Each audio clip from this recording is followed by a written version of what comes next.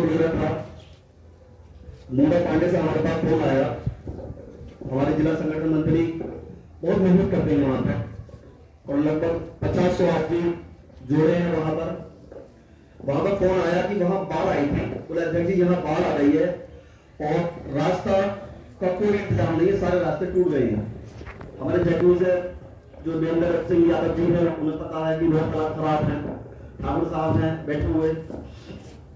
हमने कहा ठीक है हम आएंगे। हम पहुंचे वहां, रास्ते में गाड़ी खड़ी करी, 4 पहिया गाड़ी से बैठे और वहां से 2-3 मोटरसाइकिल आई, हमें बिठा के वहां ले गए। बड़ी मुश्किल से वहां पहुंचे हम। तो वहां एक गांव थे यादव जी का, उस चौपाल पे करीब 100-200 लोग बैठे हुए थे। हम वहां पहुंचे तो बोले हालात ये है अध्यक्ष जी कि यहाँ पे जीना दुश्वार है। हमने उसी वक्त माननीय जिलाधिकारी महोदय को फोन किया। फोन करने के बाद हमने उन्हें अवगत कराया कि जिलाधिकारी महोदय यहाँ के हालात ये हैं और हम दूसरे दिन को ज्ञापन लेकर वहां पहुंचे। जिलाधिकारी महोदय ने हमें आश्वासन दिया कि बरसात के बाद इस रोड को सही कराने की जिम्मेदारी मेरी है। आज ही कदम है।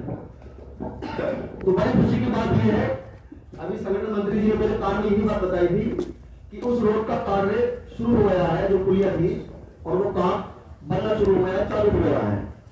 तो मेरा कहने का मकसद, इन बातों का कहने का मकसद ये है कि सभी लोग बैठे हुए हैं। कोई भी काम अगर होगा, किसी तरह का कोई काम है किसी के गांव का, तो उसमें जब तक एकता नहीं होगी, जब तक एक नहीं होंगे, जब तक कोई अधिकारी कोई कर्मचारी सुनने वाला नहीं है। एक हो जाओ, आपसी विवाद, आपसी झगड़े सब खत्म कर दो, आपसी नाराजगियां खत्म कर, इन चीजों को भूल जाओ। हमें चाहिए विकास। आप देखिए जिस रास्ते से आप आए हैं, काजीपुर रास्ते से, वहां पे शायद आपको लगा होगा कि पानी का निकास नहीं है, पानी जगह जगह घटा, रोड भी खराब है पूरा। लेकिन मजबूरी ये है कि एक आदमी उस डब्बे को उठाना है, वो अकेले ही रह जाता है। अकेले आदमी की कोई ताकत नहीं है। एक लकड़ी आप ले लें, उसे यूं ही तोड़ देगा आदमी, लेकिन लकड़ियों का गट्ठा लगा होगा ना पूरा, तो उसे नहीं तोड़ सकता। जब तक एकता नहीं होगी, तब तक काम बनने वाला नहीं है। दीगतपुर रोड पहले से नहीं बना है, लेकिन हम लोग कहाँ इकट्ठे हुए, दूसरे दिन को वही कैंटर ट्राली पड़ रही थी, मिट्टी डालनी शुरू कर दी थी और सारे अधिकारी वहीं थे, एसडीएम साहब भी वहीं थे, तहसीलदार साहब भी वहीं थे, लेखपाल साहब भी वहीं थे, ईओ साहब भी वहीं थे और हाथ जोड़े खड़े हुए थे। तो सिर्फ हमारी एकता थी, हम लोग एक थे। और इस तरह से उंगलियां रखोगे तो काम नहीं बनेगा। जब तक ये इस तरह से नहीं करोगे, जब ही काम बनेगा। और जब ये बन जाएगा तो सामने कोई आने वाला नहीं है। इन आपसी भेदभाव को भूलो, ये रहती है, कोई बात नहीं, किसी में नाराजगी हो जाते हैं, लेकिन एक रहो।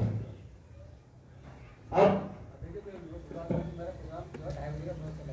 अच्छा, हाँ, तो मैं तो पहले ही कह रहा था कि भाई हमारे राष्ट्रीय महासचिव ने इतनी परेशानियों में और इतना जो वक्त हाई चल रहा है, जितने बेहद तबाह चल रहा है, उसमें हमारे लिए टाइम निकाला। बहुत बहुत शुक्रिया। अब मैं बिना किसी ताकीद के अपने राष्ट्रीय महासचिव कुमार जी से अनुरोध करूंगा कि वो आए और आकर अपनी बात रखें। जोरदार तालियों के साथ स्वागत कर रहा है, जोरदार तालियों के साथ।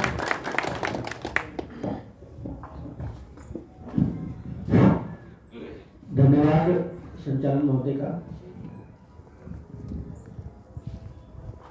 सर्व समाज में जन्मे सभी संत गुरुओं महापुरुषों को कोटि कोटि नमन करते हुए आज बाबा साहब डॉक्टर अम्बेडकर जिनकी 133वीं पुण्यतिथि जन्मतिथि पर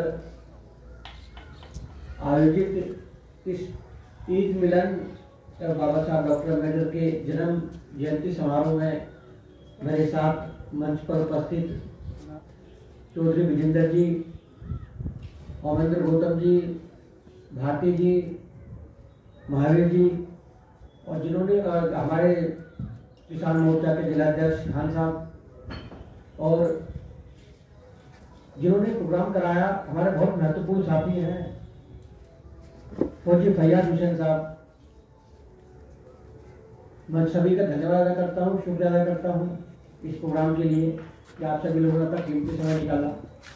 और क्योंकि बड़ा वो होता है जो सभी धर्मों का सम्मान करता है, सभी बुजुर्गों का सम्मान करता है, और जो व्यक्ति सब समाज के लिए काम करे, चाहे किसी धर्म का हो, किसी जाति का हो, जिसने मानवता के लिए काम किया, वो निश्चित तौर पर भगवान का कहीं न कहीं मानने वाला है, कहीं न कहीं किसी न किसी नबी के रूप में हमारे बीच में आया है।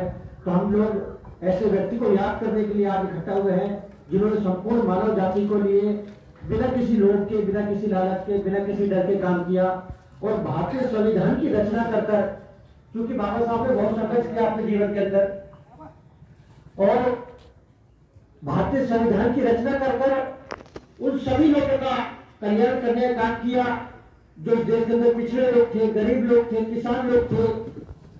और क्योंकि हम लोग बार बार इस बात को जरूर कहते हैं कि बाबा साहब ने काम किया, लेकिन एक बात मैं यहाँ जरूर आपको बताना चाहूंगा कि बाबा साहब ने तो इस देश के अंदर या यूं कहे पूरे विश्व के अंदर जो आगे आते हैं महिला के,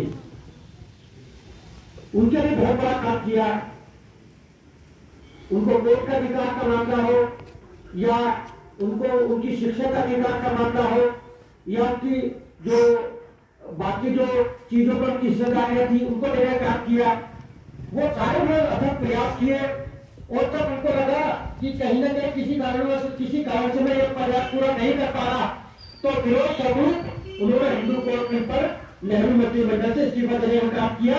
उन्होंने इस बात को बार बार कहा कि मेरे लिए पहले मेरा वो समाज है जिसने मेरे संघर्षों को देखते हुए, जिसने मेरा जो पढ़ाई है, मेरी लिखाई है, मेरा जो एजुकेशन है, उसको जो मैंने इसके लिए प्राप्त की है, अगर मेरी एजुकेशन उनके काम ना आ पाई तो मेरे पढ़ने लिखने में या मेरी योग्यता पे कुर्सी पर बैठने का फायदा नहीं है।